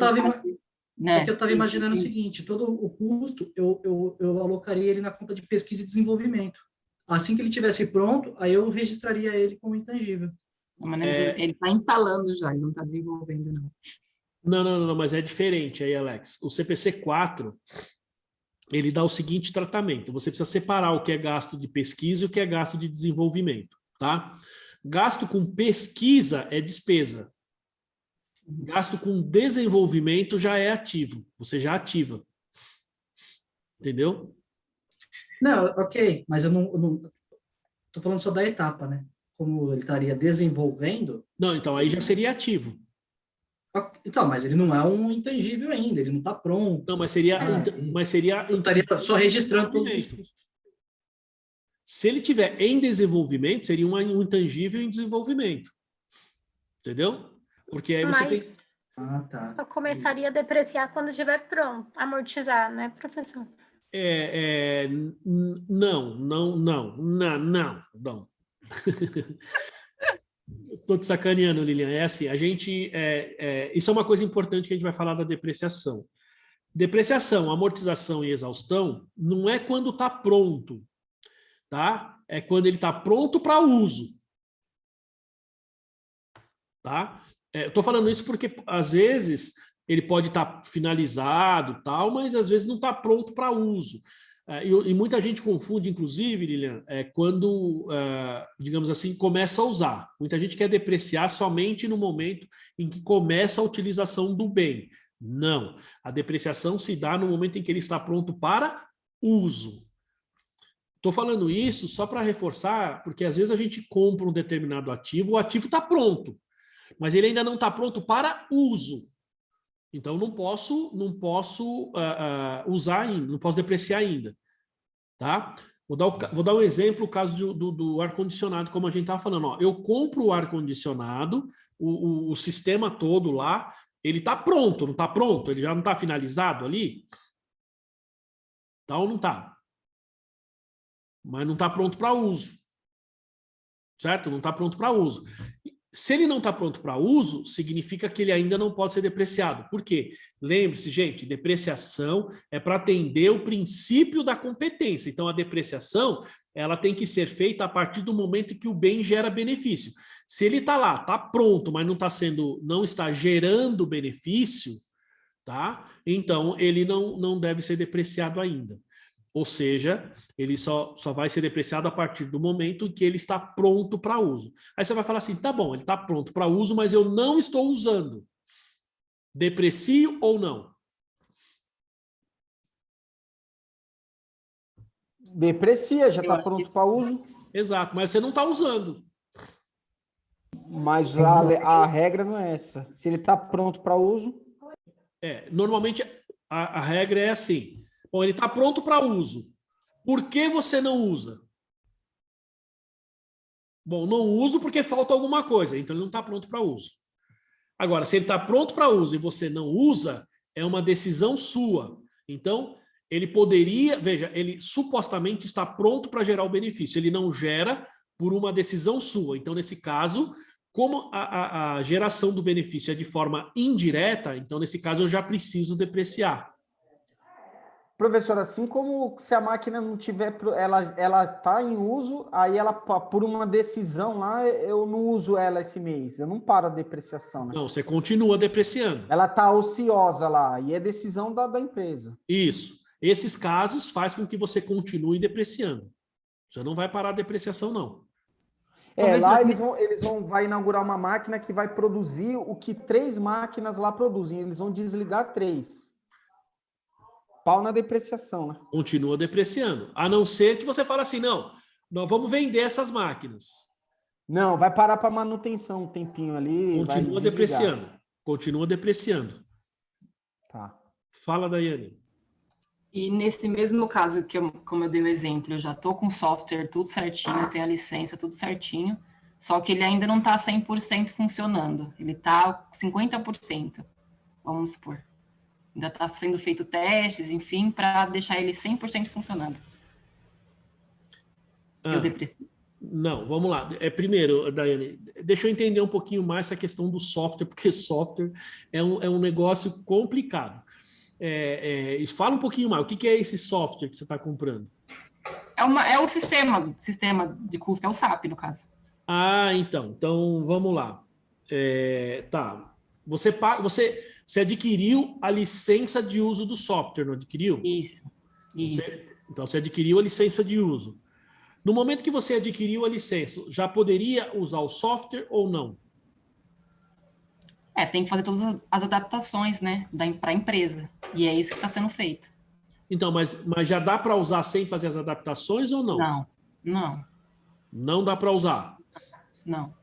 Tá, então, outra Mas, coisa. professor, tecnicamente, essas parametrizações aí já não é o uso dele? Então, é isso que eu ia falar. Depende um pouco do... Por isso que eu estou perguntando como é que é. Porque precisaria fazer uma análise mais detalhada. Então, é assim, na verdade, você está adquirindo um direito de uso. Aí nós estamos falando de um ativo intangível. Efetivamente, um ativo intangível. Ele não está sendo desenvolvido na empresa, certo?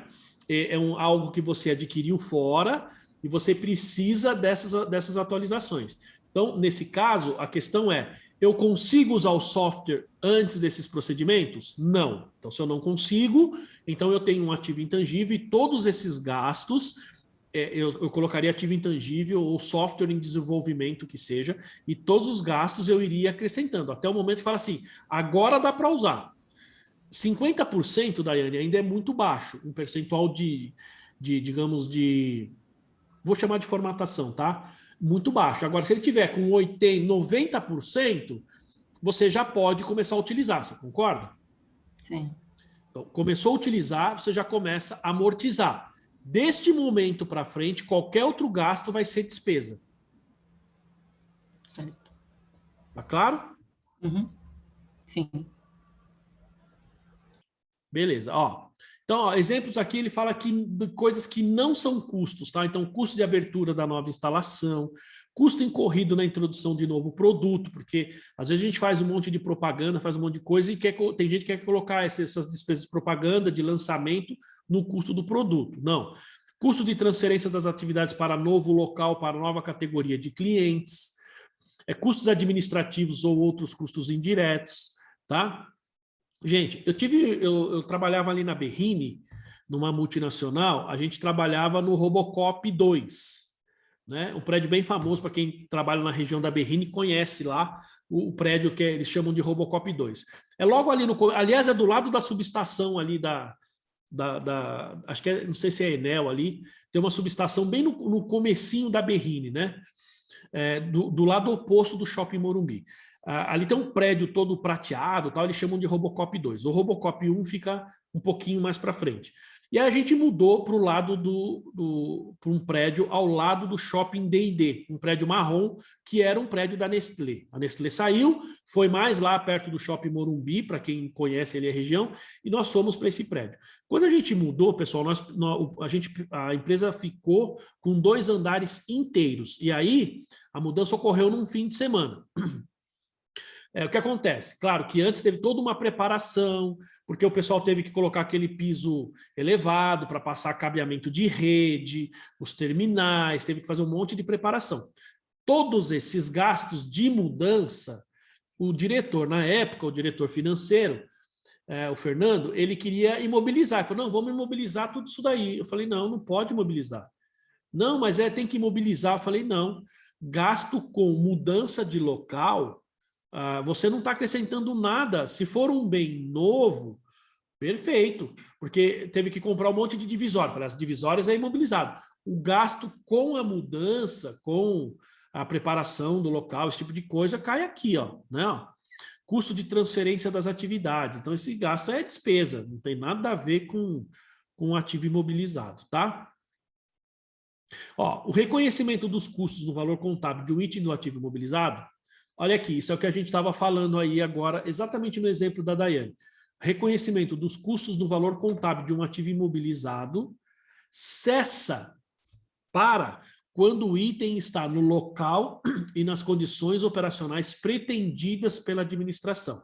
Então, você colocou o ar-condicionado, já fixou, já deixou tudo pronto, dali para frente, qualquer gasto vai ser despesa. Você já fez o software, ele já está pronto para uso, embora nós estamos falando de um intangível no caso do software, todo o gasto dali para frente vai ser despesa. Tá? Ó, portanto, os custos incorridos no uso ou na transferência ou reinstalação de um item não são incluídos no seu valor contábil, como, por exemplo, os seguintes itens. Ó, custo incorrido durante um período, aí o que o Edu comentou, ó, em que o ativo capaz de operar nas condições operacionais pretendidas pela administração não é utilizado, ou está sendo operado a uma capacidade inferior à sua capacidade total. Ah, aquela máquina foi desligada por 3 meses para poder fazer manutenção. Então, qualquer gasto que tiver ali vai ser despesa. Tá? Ó, prejuízos operacionais. Então, a empresa pega um hotel. Tá? Você tem um hotel, você tem uma capacidade de, sei lá, 50 quartos. Né? 50 quartos. Aí você está começando com um hotel agora, você tem lá 20. Então, está faltando 30. Então, o gasto que você tem com esses outros 30 que ainda não estão ocupados, tá? não podem ser considerados aí como ativo. Tá? Custos de realocação ou reorganização, ó, de parte ou de todas as operações da entidade. Esse caso que eu falei cai aqui também, né? A gente não só reorganizou, como a gente realocou a operação. Saiu de um prédio e foi para o outro. Isso é despesa. Tá? Isso não compõe o custo de aquisição de ativos. Beleza?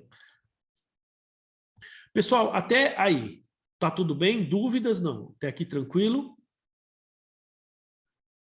Fechou? Beleza. Vamos adiante, então. Ainda tem bastante coisa, hein, pessoal? A gente não vai conseguir terminar hoje. Então, a mensuração. A mensuração é atribuição de valor. Então, é importante, ó, o custo de um item de ativo imobilizado, veja, é equivalente ao preço à vista na data do reconhecimento. Tá? Por que a gente está falando isso? Olha o que ele diz aqui. Ó. Se o prazo de pagamento excede prazos normais de crédito, 30, 60, 90, a diferença entre preço equivalente à vista e o total dos pagamentos deve ser reconhecido como despesa de juros, despesa financeira, durante o período. Tá? Ele fala, a menos que seja passível de capitalização, conforme diz o CPC 20. Gente, o valor que eu vou registrar do imobilizado é o valor à vista. Tá? Se eu estou comprando um bem que tem o valor à vista, eu vou pagar daqui 6 meses e tem uma diferença nesse valor, tá? Seja variação cambial, a gente tem que lembrar que a variação cambial está atrelada ao passivo, ela não está atrelada ao ativo, neste caso de imobilizado. Se eu vou pagar a prazo, eu vou ter juros, então eu comprei por 100, vou pagar 120, os 20 é despesa financeira, tá? A não ser que a gente entre aí no caso do custos de empréstimos, tá? No custo de empréstimo, aí ele vai compor o valor do bem. Essa é uma norma que a gente vai tratar depois, tá? Aí ele fala, ó, aí entra na depreciação, pessoal. Então, mensuração é fácil, certo? Então, o importante é que assim, eu vou reconhecer pelo custo, valor à vista. Qualquer coisa que exceder, se for a prazo, vai ser despesa financeira. Agora a gente entra na depreciação, pessoal. Tem algumas perguntinhas que eu quero fazer para vocês aqui, né? Ó, então, cada componente de um item do ativo imobilizado com custo significativo em relação ao custo total deve ser depreciado separadamente, tá? Vou explicar isso aí. Também ele diz, ó, que um componente significativo de um item do ativo imobilizado pode ter a vida útil e o método de depreciação iguais aos do item principal. Ele fala, ó, cada componente com custo significativo em relação ao custo total deve ser depreciado separadamente. Só que ele está dizendo que, ainda que você deprecie separadamente, ele pode ter a mesma vida útil, certo? Muito bem. O que ele quer dizer aqui, gente? O exemplo mais comum que a gente tem é o caso, por exemplo, de uma aeronave. Quando você compra uma aeronave, você pega uma companhia aérea, ela está adquirindo lá, ainda que por meio de leasing, ela está adquirindo um avião, certo? Um avião. Mas a gente deprecia a fuselagem do avião de um jeito, depreciamos as turbinas de outro jeito e normalmente o compartimento de carga de outro jeito, normalmente. Tá? Então veja que eu estou adquirindo um único bem, tá? E esse único bem, como eu disse, embora seja um bem só, eu vou reconhecer de forma, vou depreciar de forma separada, tá bom? Sabiam disso, pessoal? Isso acontece, por exemplo, quando você está falando, eu estou adquirindo aí sei lá, um caminhão, por exemplo. Então você compra um caminhão com uma carroceria, não estou nem falando uma carreta, porque o caminhão com a carreta você tem a cabine, o cavalo que a gente fala e a carreta. Você tem dois bens, você vai tratar de forma separada. Muitas vezes você está comprando uma carreta, tá? Mas você tem que tratar de forma separada. Você pode fazer isso também quando você está comprando um caminhão carroceria, tá? Você está comprando a carroceria do caminhão. Aí você está adquirindo o caminhão como um todo, mas a carroceria está junto lá. Você já vem pronto para você. Só que você vai ter que dar um tratamento diferenciado dele, porque a carroceria tem um custo muito relevante com relação ao valor total do caminhão. Tá? Tudo bem, gente? Esse é o procedimento que ele fala aqui. E fala, ó, Esse o valor do avião é novidade para quem nunca viu, né? Quem nunca viu isso aí, pessoal? Alguém aí nunca tinha visto não sabia desse procedimento? Para mim é um avião, deprecia aí, né? Não entendi, Alex. Para mim era avião voa, deprecia. Coloca a taxa aí e vamos embora. Não é não. Você tem que separar. Porque veja só, o custo com manutenção e gasto que você tem, por exemplo, com a turbina, por exemplo, com as turbinas, é diferente da fuselagem. E mesmo o compartimento de carga, viu? O compartimento de carga, ele é bastante utilizado. Então, a vida útil, normalmente, desses bens é diferente. Você vê que a norma diz, precisa ser depreciado separado. A vida útil até pode ser a mesma, mas também pode ser diferente, tá? O mesmo ativo. Então, a gente poderia aplicar a mesma coisa para um ônibus de viagem. Tem um comportamento de cargas ali e tal. Também. A analogia seria a mesma. Tem um ônibus de transporte de pessoas ali, tem um compartimento de bagagem ali. É bem utilizado também. Mas é um pouco diferente do compartimento da aeronave, né? Porque o compartimento de carga da Nordeste, para você ver lá o que o pessoal carrega. Você vai ver se é diferente. Oi? Não entendi. O Nordeste fazendo uma viagem de ônibus, você vai ver o que o pessoal carrega, você vai ver se é diferente. Não. Eu digo assim, eu digo na estrutura, né? Na estrutura de montagem, porque o avião, não sei se vocês já viram alguma reportagem, alguma coisa, ele é totalmente montável, assim, né? O cara monta a estrutura e aí você pode montar as cadeiras, você põe a distância que você quiser, inclusive o compartimento de carga, né? Que você consegue fazer uma adaptação. No caso do ônibus, não dá para fazer essa adaptação. Mas, então, por exemplo, eu posso pegar uma aeronave e ter um compartimento de carga e depois mudar, tirar esse compartimento e colocar outra coisa no lugar. É possível fazer isso com uma aeronave. Um ônibus já não é. Entendeu? O ônibus é só na hora da compra, né? Você escolhe a carroceria. Sim, exatamente. É só na hora da compra, Mas isso aconteceria, pode ser que não aconteça com um ônibus, mas pode não. Acontece com um caminhão, por exemplo, né? Uma carreta, né? Imagina um caminhão vasculante, por exemplo, né? Você tem, digamos assim, o chassi, o caminhão ali, e você tem o vasculante atrás, você tem ali aquela parte de trás, a carroceria. Então, isso, com certeza, você deve depreciar de forma separada. Tá? Que mais? Então, o valor depreciável do ativo, então, ele vai ser apropriado de forma sistemática ao longo da vida útil. Então, sistematicamente, você vai ter que ir reconhecendo isso no resultado, certo? E aqui, o valor residual. Então, isso aqui é uma coisa que vocês perguntaram e a gente comentou no início da aula. O valor residual, a vida útil do ativo, são revisadas pelo menos ao final de cada exercício.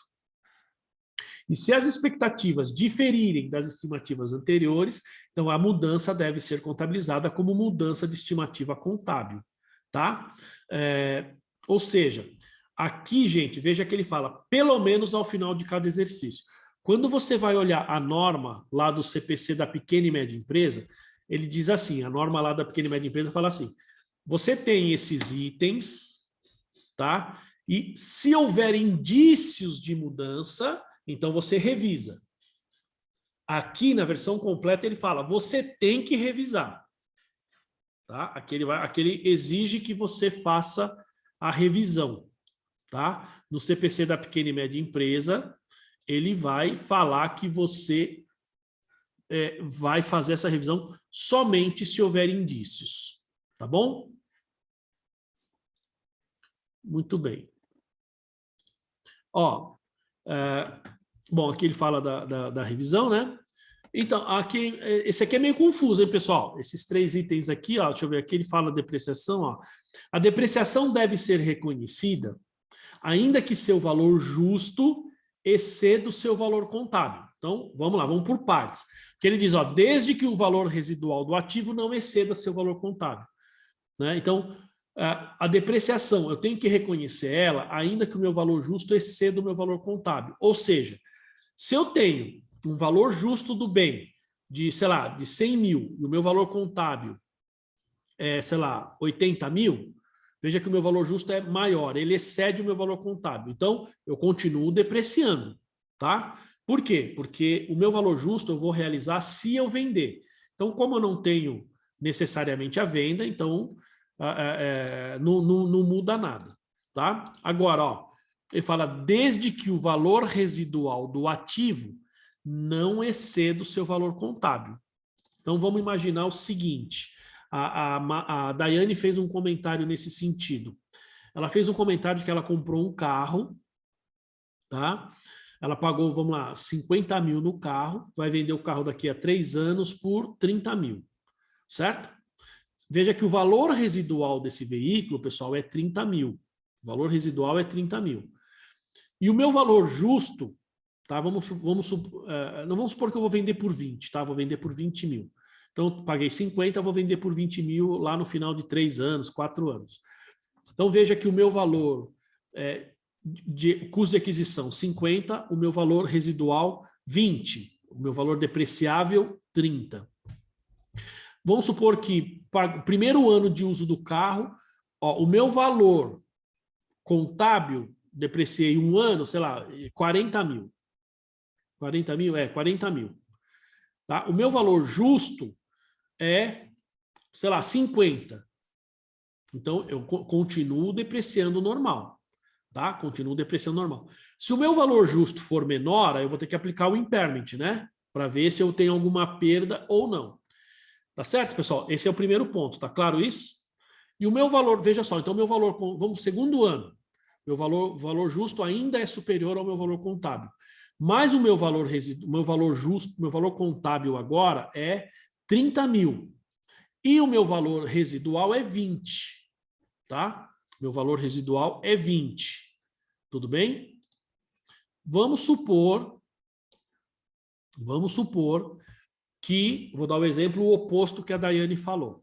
Você tem um veículo que, por algum motivo, ele valoriza. Então, o valor justo dele seria, por exemplo... Eu vou dar um exemplo mais simples, tá, pessoal? Um exemplo mais fácil. Por exemplo, você pega um carro antigo, tá? Um carro antigo. Você comprou um carro antigo, tá? Você comprou um Fusca ano 65, por exemplo. Pergunto, você acabou de comprar, a gente deprecia ou não esse veículo, pessoal? Vamos lá. A gente tem que pensar o seguinte, qual é o meu custo de aquisição, tá? Então, vamos supor que eu paguei, sei lá, 30 mil reais num veículo desse, tá? 30 mil reais. Só que eu sou colecionador, mas esse carro eu vou vender. Então, eu vou vender daqui uns 3, 4, 5 anos, e eu espero, no mínimo, vender aí por, sei lá, 50 mil. Vocês perceberam o que eu estou falando, pessoal? Ó, eu tenho um carro que eu paguei 30 mil, e como é um carro antigo, eu espero que ele vá ser vendido por 50 mil.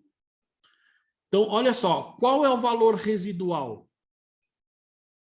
Em tese, 50 mil, certo? Então, veja que o valor residual ele é superior ao meu custo de aquisição. Deprecio ou não? Vamos voltar lá no slide. Ó, a depreciação deve ser reconhecida, ainda que seu valor justo exceda o seu valor contábil, beleza? Desde que o valor residual do ativo não exceda o seu valor contábil, tá? Isso acontece quando o seu valor residual ele tem uma valorização. O valor que você vai vender aquele veículo ele passa a ser maior do que o seu valor contábil. Então, nesse caso, eu paro de depreciar. Por que eu paro de depreciar? Porque, pela lógica, eu já depreciei mais do que deveria. Se o meu valor residual ele passa o meu custo de aquisição, o meu valor contábil, é porque eu já depreciei mais do que eu deveria. Então, eu paro de depreciar. Tá? É meio confuso isso aí. Ó, o valor depreciável de um ativo, então, é determinado após a dedução do seu valor residual. Né? Na prática, o valor residual de um ativo frequentemente não é significativo. Por isso, imaterial para cálculo do valor depreciável. Ele fala na prática, né? Mas aqui a gente tem que tomar cuidado com o bem. Porque, por exemplo, ó, vamos falar esse último item. Ó. O valor residual de um ativo pode aumentar. A despesa de depreciação será zero enquanto o valor residual subsequente for igual ou superior ao seu valor contábil. Gente, aqui cabe aquele exemplo de uma locadora de veículos. Tá? Locadora de veículos. Se a gente for seguir isso aqui pela prática, vejam se eu estou falando besteira, me corrijam aí. Eu comprei um carro, o custo de aquisição dele sei lá, 30 mil reais, certo? Eu sou uma locadora de veículos. Um carro que vale hoje, se eu for vender hoje, é um carro que eu venderia a 60 mil usado. Ó, eu venderia um carro usado hoje a 60 mil reais. Mas eu sou uma locadora de veículos. Eu vou lá na montadora e pago 30 mil nesse veículo. 30 mil reais. Qual o meu custo de aquisição? 30 mil. Quanto que tem que ir para o meu imobilizado? 30 mil. Qual é, veja só, o meu valor residual? Depois de 2 anos de uso, eu vou vender esse carro por 40 mil. Entenderam o exemplo? A gente até comentou isso já aqui.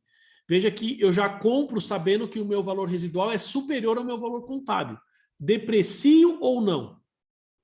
Pelo que nós estamos lendo aqui, não.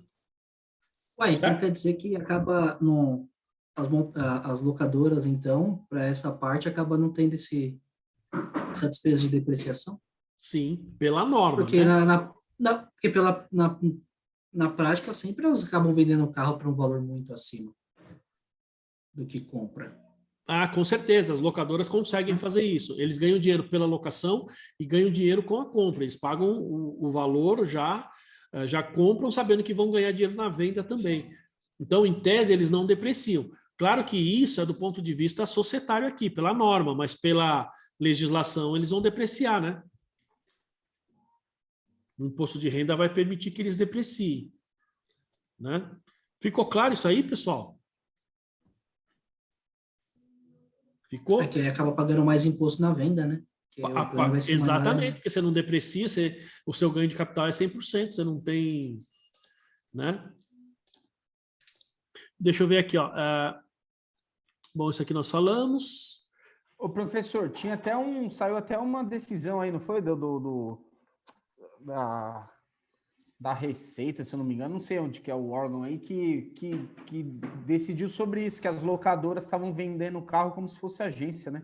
Isso, exatamente. O pessoal estava reclamando disso daí, saiu uma matéria aí, uma dessas revistas aí especializadas aí, falando exatamente sobre isso. E as concessionárias, inclusive, estavam reclamando, porque uma locadora de veículos estava comprando o carro mais barato do que a concessionária. É lógico que uma parte do ganho a montadora repassa para as concessionárias, mas ainda assim não era suficiente. Né? Não era suficiente, eles estavam reclamando. Teve realmente algumas reclamações nesse sentido aí. Tá? Pessoal, só para a gente finalizar então, ó. Opa, aqui, ó. Vou falar esse último slide, tá? Então, ó. Uma coisa que a gente já comentou, ó, a depreciação do ativo inicia quando ele está disponível para uso. tá? Ou seja, quando está no local e em condição de funcionamento. Isso aqui eu já comentei agora há pouco, quando ele está disponível para uso. Não é quando está sendo usado. Ó, e outra, a depreciação do ativo deve cessar na data em que o ativo é classificado como mantido para venda, tá? Ou ainda na data em que o ativo é baixado, o que ocorrer primeiro. Então, aqui a gente fez, eu fiz um comentário na aula passada dizendo o seguinte: se você tem um ativo e você decidiu vender, lembra, eu dei o exemplo de 2 carros. Você tem um veículo, colocou ele para venda, mas deixou ele parado lá na concessionária, ele vai ser reclassificado para o circulante como ativo não circulante mantido para venda e para de depreciar. Por quê? Porque ele não está mais gerando benefício por meio do uso. Agora, se eu pegar esse carro, for vender, mas continuar usando, então eu tenho que fazer a depreciação, tá? E aqui ele fala, ó, portanto, a depreciação não cessa quando o ativo se torna ocioso ou retirado do uso normal, que é o caso que o Edu comentou, a não ser que o ativo esteja totalmente depreciado.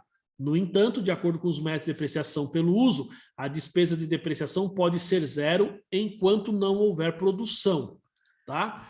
Isso aqui, Edu, então, por exemplo, você pega uma máquina, que a máquina não está produzindo, a máquina está lá, não está produzindo.